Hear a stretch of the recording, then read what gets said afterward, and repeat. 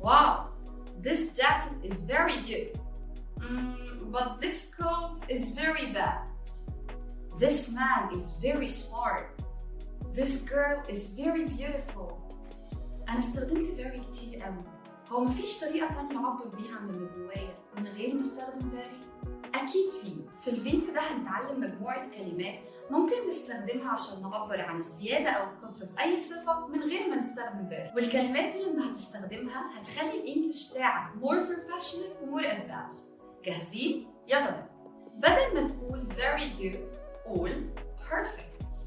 بدل ما تقول very bad قول awful. Very big massive. Very little tiny. بدل ما تقول very bright قول luminous. Very clear obvious. Very careful cautious. Very beautiful gorgeous.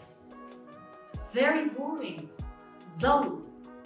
Very quick rapid. Very smart intelligent.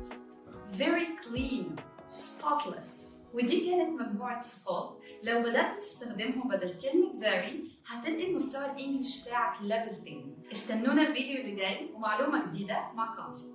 كونسبت، اتعلم إنجليزي صح.